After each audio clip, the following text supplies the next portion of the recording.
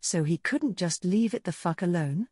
Shepard cursed as she went over the last transmission from the elusive man. Shepard? Apparently Timmy thought we were taking too long recovering from his calculated risk with the collectors. He sent a science team after the Reaper derelict and now they've lost contact. That got several looks from the crew members blatantly not doing their jobs to listen in on her and Miranda's conversation. We were already en route. Why would he send another team in? Her XO questioned. Because this isn't recent. Shepard replied. He sent the team in when they found the thing, but only recently did they stop reporting back. And now we're racing the clock. What do you mean? We assume that the Reaper is dead because it hasn't been repaired. But it clearly still has some power based on the reports. If the systems responsible for indoctrination are still active, then the entire science crew might have been compromised. Miranda nodded as understanding dawned. And Cerberus just handed the wreck a potential workforce to start getting itself repaired. Shepard added gravely. You think the Reaper is still alive? The commander shrugged. Dunno about that, but I do know I'm not going to take any chances. We're 2 days out from our destination. How's everyone looking? Miranda consulted a datapad. Mostly fully recovered. Only Grunt is displaying lingering signs of injury, although he is getting increasingly irritable. He chased off one of the techs nearby last night. Yeah, I know. Shepard groaned. I talked to him after, but we have no idea what's causing it. I even set Morden on him, but there is no sign of what is suddenly causing the issue. If it keeps up or gets to the point he starts ignoring orders, I'm going to have to pull him off missions. Dr. Solus had no idea what's wrong? He has 5 different theories about what it could be, she admitted. But we might need to find an actual Krogan doctor to be sure. Morden isn't exactly a GP. I'll make a note to expect us heading to the Aralock system after this mission then. Shepard smiled at her Tuic. Took the words right out of my mouth. Thanks, Miranda. Oh. Shepard was used to being tossed around while landing in a Kodiak. She was used to being thrown around while driving a Mako. Hell, she was even used to the occasional rocking on a planetary transport. She was decidedly less used to something the size of the Normandy shaking her around like a loose rock in someone's boot during basic. But that was what happened when dealing with 500 km/h winds, or at least that was Joker's answer to her whining about the choppiness of the ride. Oddly, she didn't feel any better when the wind suddenly died off like it was never there. Talk to me, Joker. What just happened? The Reaper's Mass Effect fields are still active. We just passed inside their envelope. The pilot said distractedly as his eyes danced over the displays. Heads up, Commander. I've got a scan of another ship alongside the Reaper. It's not broadcasting any IFF, but LADAR paints its silhouette as Geth. Great, just what we needed. Shepard cursed. Oh. The moment the ground teams entered the wreck through one of the Cerberus-installed airlocks, Shepard knew this wasn't going to be a clean mission. The desiccated corpse of one of the members of the science team laid out on the ground next to a wall covered in blood stains made that pretty clear. But what really set her on edge was the fact Revan took 2 steps out of the airlock and then stopped. So far, no matter how heavy the resistance or big the obstacle, the Sith had advanced confidently where everyone else had at least taken a second to examine what was up ahead. For her to stop now. Something up, Raven? She all but demanded, one small part of her mind hoping it was just her overreacting. This place. It has an active presence in the Force. The Sith said slowly, swiftly snuffing out that small bit of hope, but not like the structures I'm used to. It's almost like. Like? Garrus prompted when she trailed off. Revan didn't answer immediately. Instead she turned towards Shepard and the commander could feel the seriousness the elven woman was projecting through her visor. Shepard, back in my universe there were areas so heavily touched by the Force it could affect anything around it. Places of peacefulness and healing, places of animalistic rage and aggression, and in some cases, places so dyed in death and suffering that it would drive the most pacifistic monks to murderous madness. We called them force nexuses, and while they could influence anyone around them, it was always undirected, passive. It was up to the individual to actually act on the feelings they were affected by. This is different. I can feel this ship actively trying to subvert my defenses, poking at different spots trying to bend me to its will. That doesn't sound good, Taylai said, shifting her grip on her new blaster shotgun and looking around. Should we be worried? Shepard was half a second from ordering everyone back to the Normandy. The thought of an indoctrinated Revan?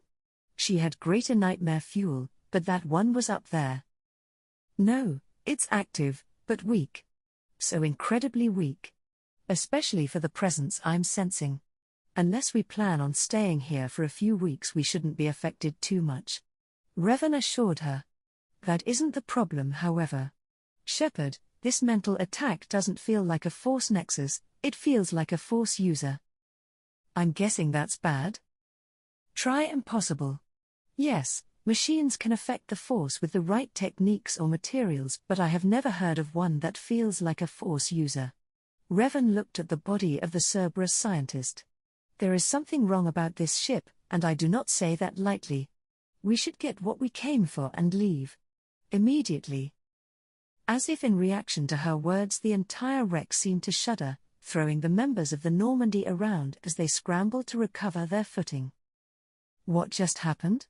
Shepard yelled into her radio. The Reaper put up kinetic barriers. I don't think we can get through from our side. Joker's voice was a bit stressed. Then the actual meaning fully hit. So we're stuck inside the Reaper. Fantastic. Miranda commented dryly. Right after we confirmed it's still messing with our heads. Taylai commiserated.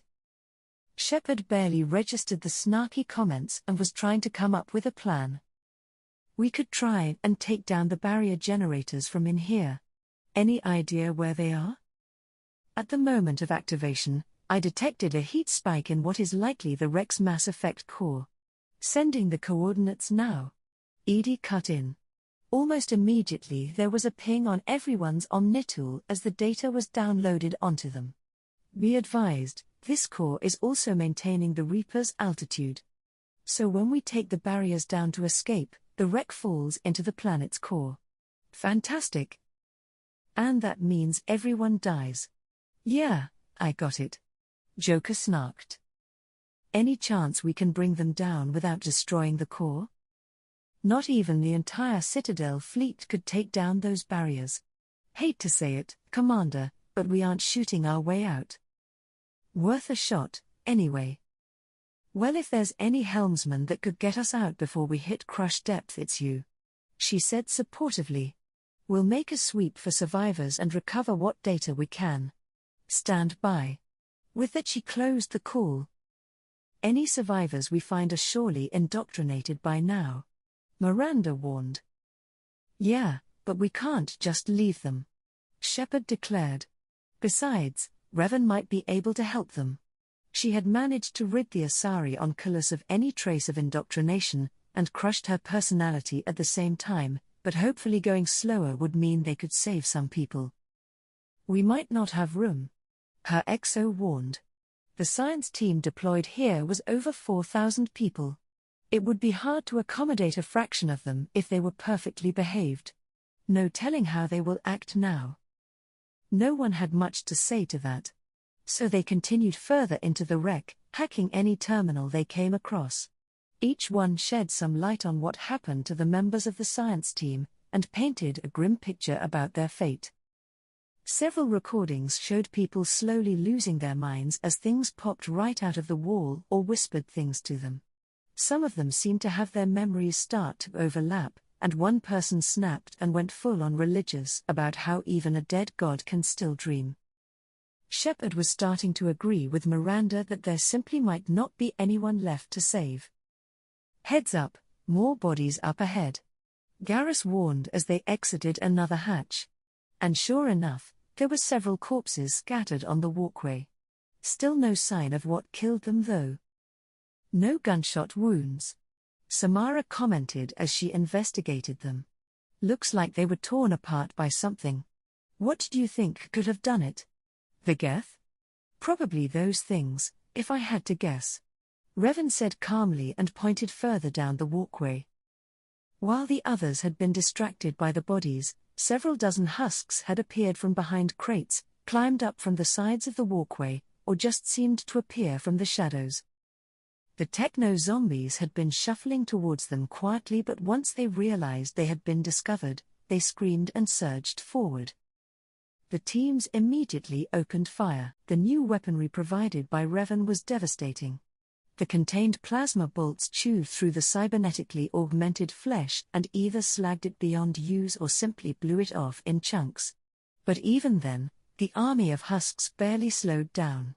They grew closer and closer, simply trampling over the fallen forms of the ones that were shot until Samara and Revan simply knocked over the front ranks with their powers. That left the 5 of them free to blast the husks while they struggled to get up or bypass the roadblock in front of them, while the Sith cut down the lucky 1 or 2 fast enough to make it past the others or new ones that had come up over the sides.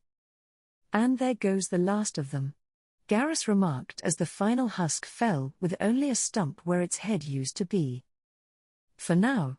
We should move ahead before more show up, Samara suggested. They barely moved 100 feet before several sharp cracks echoed out and a couple husks fell out into the hallway. Sniper. Shepard called out a little redundantly, but training trumped logic here. The real question was who could possibly be shooting. At this point she really doubted any of the science team could have survived long enough for them to arrive. Between the obvious indoctrination symptoms the teams saw in the recordings and the husks, it was highly unlikely anyone would still be sane or alive. Could it be the Geth? Miranda asked. We haven't seen any sign of them so far. Impossible. The Geth serve the Reapers. Talai immediately denied. This one was destroyed millions of years ago. Maybe it doesn't know it isn't supposed to be hostile? Well, we're about to find out. Shepard interrupted. Keep your eyes open. She started to move forward, but was stopped by Revan placing a hand on her shoulder. I'll be going first, the Sith said calmly, moving to the front of the group. I'm better prepared to defend myself against this sniper if they are hostile. They all followed after Revan into a large cavernous opening where they could see the walkways added by Cerberus end abruptly in front of several spiked outcroppings, but Shepard and the others didn't get to look around freely for long. There was no sign of their mysterious sniper, but more husks started swarming over the edges. Once again the ground teams opened fire and began swiftly cutting down the numbers, but this time it wasn't just husks. A trio of scions shambled out into the open and unleashed a barrage of shockwaves towards the fire teams. Samara saw that and instantly stopped firing at the incoming husks in order to face them. Glowing with biotic energy, the Asari Justicar slammed her hands outward and created a glowing wall of biotic barrier that absorbed all 3 incoming attacks. The barrier flickered dangerously, but managed to hold. Garrus shifted fire to target the 3 scions, which left only Shepard, Miranda, and Talai to fire into the oncoming hordes. Normally this might have been enough to overwhelm them if they needed to keep an eye on all flanks.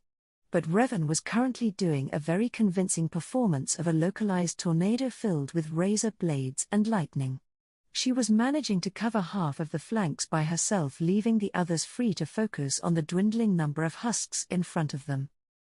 That didn't mean everything was sunshine and rainbows.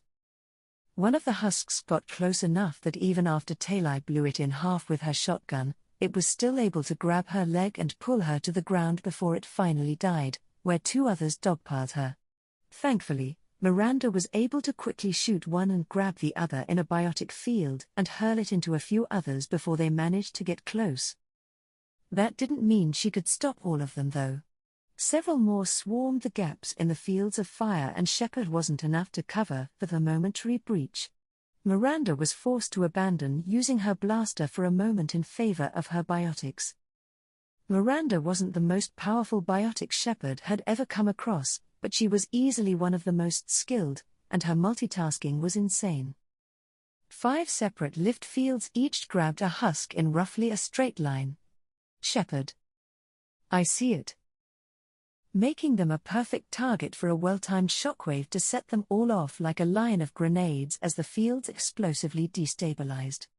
Not only did it buy the ground team some breathing room, it also gave Miranda a chance to help Talai up from underneath the husk that had fallen on her. While those two were busy, Shepard took a second to get a feel for the overall situation. Garrus had finished with the scions, so both he and Samara were free to turn their attention back to the rest of the husks. Revan had cut through so many that she was actually creating small walls out of the bodies to direct the last ones towards her. And the husks themselves were finally starting to thin out as they depleted whatever reinforcements they had in the area. A couple minutes later, Shepard put 3 rounds into the chest of the final husk and let out a breath of relief. The blasters were shot for shot more powerful than most guns she had worked with, but after several minutes of non-stop firing their accuracy had taken a serious dive. Maybe Revan had a solution for it, considering these probably weren't the best designs she had, or maybe the Alliance might be able to do something if she could get a blaster back to them. That was for later though. First they had to survive their current situation. Status report, everyone okay?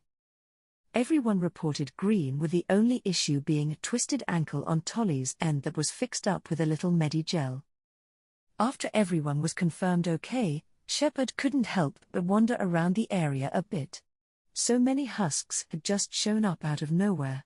She was a little curious to see if there were more walkways below them that they climbed up from or some other method so they wouldn't be taken by surprise next time. She didn't see anything resembling a transport system, so it looked like the husks simply climbed up from the bottom of the chasm in front of them. And Shepard saw the reason there were so many in the first place. Dragon's teeth. The spiked outcroppings she noticed on the way and greatly resembled the devices the Geth used on Eden Prime and elsewhere to turn people into husks. Even now she could see a few bodies impaled on the spikes, slowly going through the transformation process. And there was nothing she could do for them. Her dark thoughts were interrupted by Revan walking closer. "Do you see the way the room is arranged?" she asked the Sith. They treated this thing like some kind of altar. And when their god demanded a sacrifice, they were all too happy to provide. Shepard scowled. Is this how it's going to look when the Reapers arrive? People just being conditioned into unthinking weapons? You saw those logs. Everyone here, they were seeing things, hearing things. They were being indoctrinated, and this thing isn't even alive anymore. You are worried even if you kill the Reapers, the indoctrination will finish off the survivors? Revan questioned. I wouldn't worry too much. Now we know it is caused by the force presence of a Reaper and not just their technology. Somehow, we can begin developing a defense against it. And if we can't? Then we simply quarantine the remains of the Reapers until they can be safely destroyed. Let's just find that IFF and get out of here, she whispered to her fellow squad leader. Revan made it sound so easy. But she was right. Standing here brooding wouldn't stop the collectors. It wouldn't stop the Reapers. She still had a job to do, and what-ifs could wait until it was finished. Okay, she said louder and more confidently, let's keep going. Shepard shoved the barrel of her blaster into the chest of one of the few remaining husks and pulled the trigger. The hyper-concentrated plasma easily burned a clean hole in the cybernetically enhanced flesh, and the techno-zombie fell dead. With the last of her immediate enemies dealt with, the Spectre was free to look around and see how the rest of her team was doing, and was unsurprised to see that while most of them looked like they were starting to feel the strain of constant combat, none of them were getting overwhelmed by the swarms of undead just yet. Honestly, she was also starting to feel the strain, despite her Cerberus-provided implants drastically improving her stamina. Thankfully their mission was almost done. The Cerberus science team had managed to not only identify the Reaper IFF, they had been able to remove and isolate it before they all fell to the Reaper's indoctrination completely. The surprisingly small device was currently safely sitting in an armored pouch on Shepard's belt, so the only thing left to do was find a way to bring down the kinetic barriers keeping them from the Normandy and escaping before they fell into the brown dwarf below them. Which meant shutting down the damn thing's Mass Effect core. Which according to Edie was just up ahead.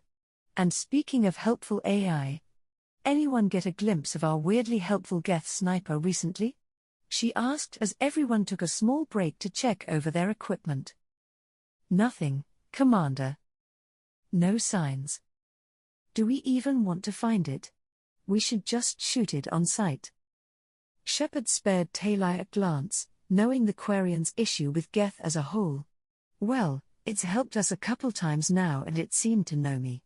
I'd like to at least try and figure out what it wants and why it's here since it's definitely not helping the Reapers. Personally, I want to know why it's running around with some scrapped human armor. Garrus added. Never thought I'd see that happen. Fine, we can try talking to it. But when it starts shooting at us I'm going to say I told you so. The team moved quickly towards the center of the wreck, but despite coming across fewer and fewer husks, Shepard was only feeling the sense of tension in the air increase. They were getting closer to something. She did her best to shake off the feeling and focus on what was in front of her as Taylor finished hacking through another security airlock. The door opened but the blue kinetic barrier just beyond it remained in place.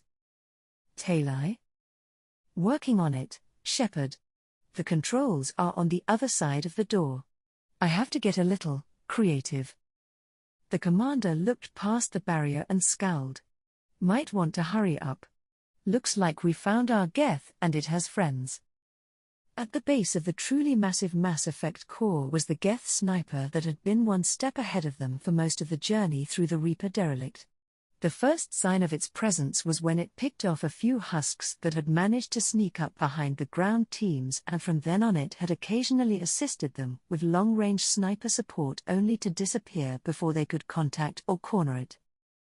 Now the Geth was doing something to the core and the husks were aiming to stop it. Shepard and the others could only watch as the Geth gunned down several of them with a sidearm before the thermal clip was forcibly ejected. The synthetic must have been out of replacements because it ignored the last couple further away and returned to what it was doing at the console. To everyone's surprise, the kinetic barrier blocking their way was disabled just as one of the husks managed to reach the Geth unit. It turned to confront it, but the husk managed to get a hand into the large hole in the unit's front armor. Something sparked and the Geth fell unmoving to the ground. Garrus, secure that Geth. I want to know what the hell was going on with it. Taylor, the console. Find out what it was doing. Samara, watch her back. Shepard ordered as she started picking off the remaining husks. Revan, can you scout the area? The Sith nodded and started to walk off to the side before a voice rang out behind them. Is this what you have been doing during your time here? Playing soldier?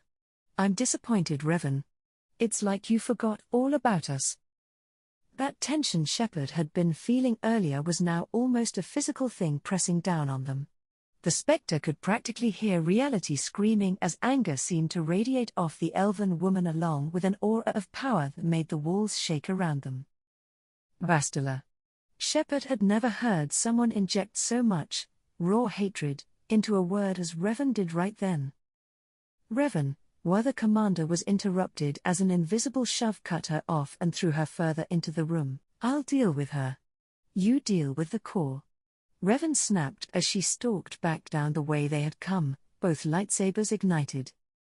The instant the Sith passed the threshold, the kinetic barrier sprang back to life and the door closed, leaving Shepard and her team trapped.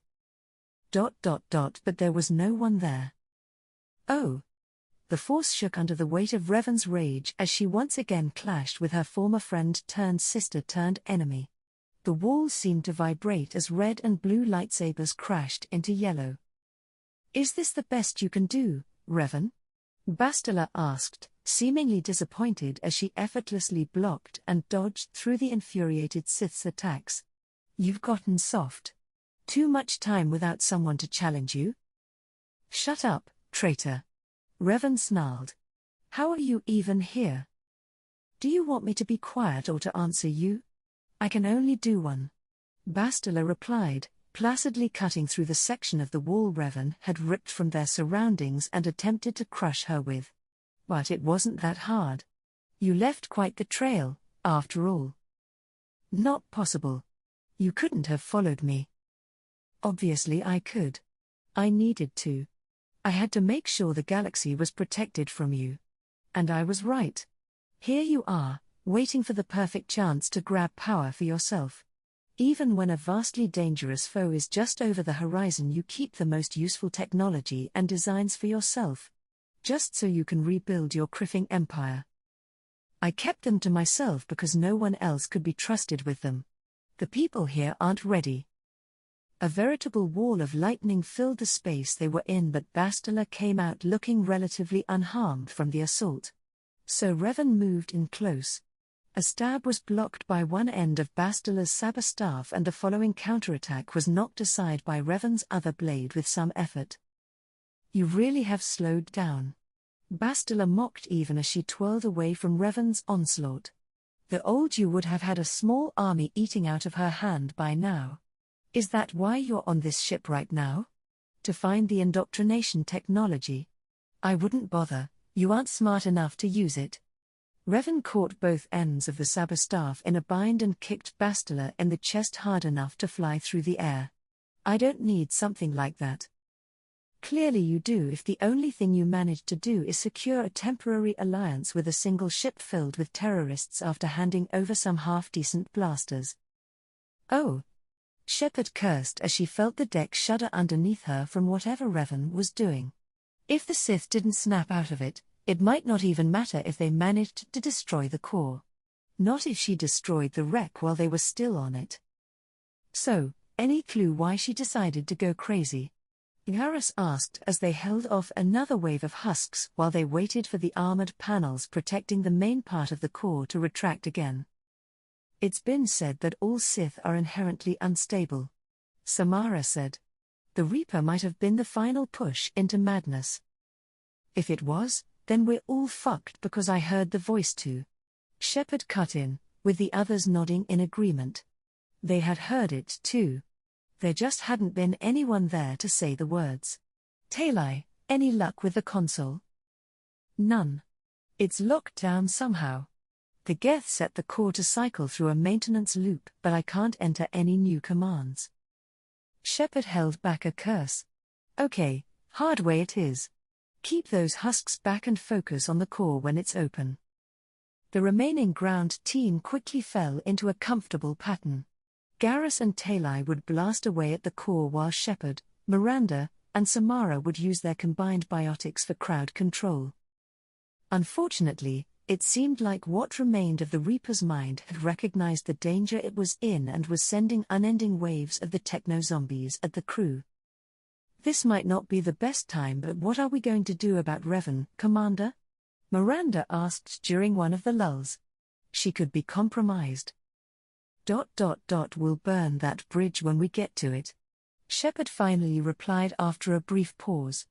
Revan was able to undo indoctrination before. We'll just have to see if she can do it to herself. Miranda nodded before visibly steeling herself in a way that made the Spectre think she wasn't going to like whatever she said next. It might be better if we left her behind. Safer, certainly. It was only the clear distaste in the Cerberus officer's voice regarding that option that kept Shepard from snapping at her exo. And it was her job to offer differing solutions that Shepard herself wouldn't have come up with. But still. We don't leave teammates behind. Another quake shook the derelict. I just hope Revan still considers us teammates then. Oh. Something was wrong. That was the growing feeling Revan wasn't able to shake the longer this duel went on. She feinted low to bait out an attack, but the Jedi didn't take it. Another slash with her saber was parried by a twirl of the saber staff. Several times Revan aggressively assaulted her enemy, and not once did her opponent manage to take advantage of the small openings beyond probing with her own lightsaber. Bastila was always the more defensive fighter between the two of them, a result of her Jedi training, but never to this extent. She wasn't using the environment to distract or disrupt Revan's attacks. She wasn't even using force techniques beyond some basics for movement and to keep up with Revan's strikes. The only offensive option she had tried was a subtle mental probe to trip up Revan's control at certain points. Amethyst eyes widened behind her visor as Revan realized she was being an idiot. The shock of seeing her sister and betrayer and the emotions that had come with it had blinded her to the fact it was impossible for Bastila to be here at all.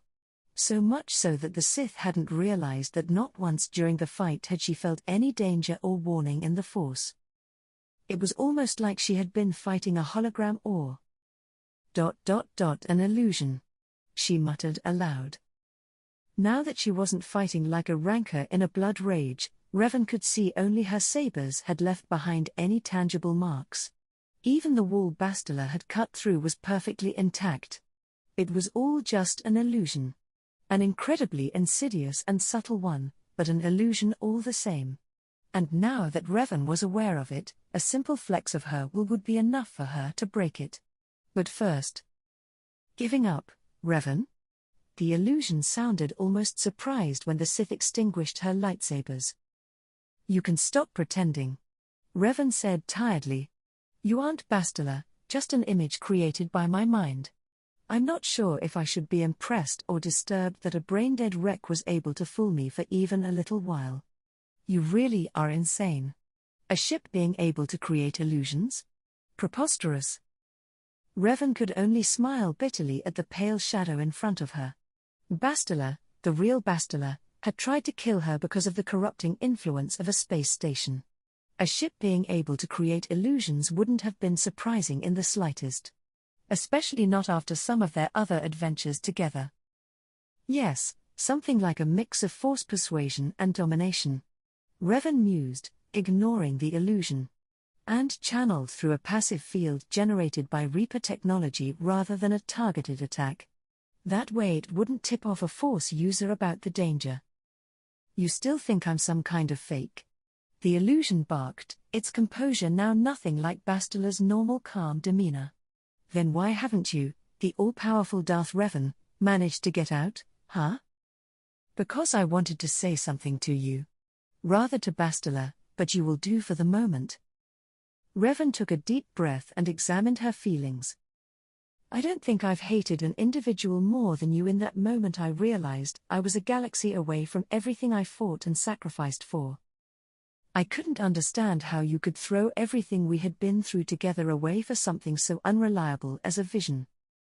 But after I saw how much this galaxy has been touched by ours, I started to wonder. Was the vision you told me about really what you saw? Or did you just lie so I would act as you wanted and wind up here? Had you seen something about this place? Another galaxy with a threat just like the Vong and just as unprepared. Either way, I have to live with the result. So yes, I may have taken my time figuring out the factions of this galaxy. But I'm going to force them to cooperate and face this Reaper threat, even if I have to drag them kicking and screaming the whole way there. And then? Even through the visor Revan's glare was something terrible to be faced with. Then I'm coming for you. With that there was nothing more to say. She waved her hand through the illusion and it broke apart like smoke, leaving her alone in the even more ruined wreckage of the Reaper. Oh. Shepard, the core is done for. We need to get out of here. The commander acknowledged Garrus's shout with a nod. Okay, someone give me a hand with the Geth. We're taking it with us. No arguments. She snapped when she saw Talai about to protest. Joker, pull the ship around. Core's been destroyed and we're going to need pickup, quick. Then she took a deep breath and called Revan, praying to any gods willing to listen that the Sith hadn't gone crazy and was about to try murdering them all. Revan, the core was destroyed. We're falling back to this location for extraction. Don't keep us waiting.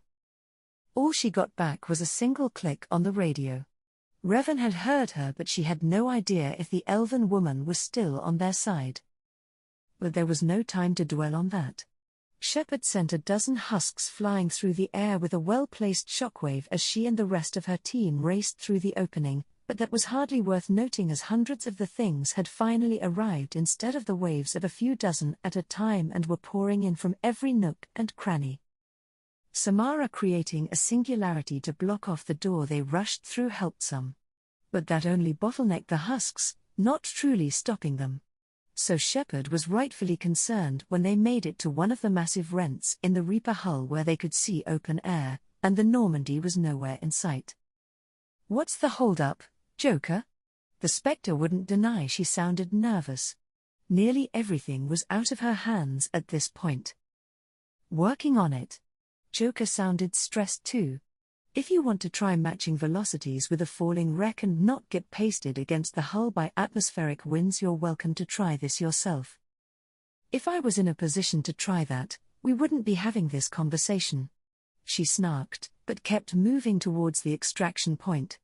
There was still a horde of zombies right on their heels after all. They passed the final door installed by Cerberus, and then there was nothing but open space and a few catwalks between them and the indoctrinated forces. And to make things worse, the same winds Joker was complaining about threatened to pull the team off their feet. Revan's provided blasters were once again a godsend, as a bolt or two was usually enough to put down a husk for good. But even those weren't going to be enough to keep the horde off them forever. At least not until a shimmering purple barrier fell over all the members of the Normandy crew and physically pushed the husks backwards. "Great job with the barrier."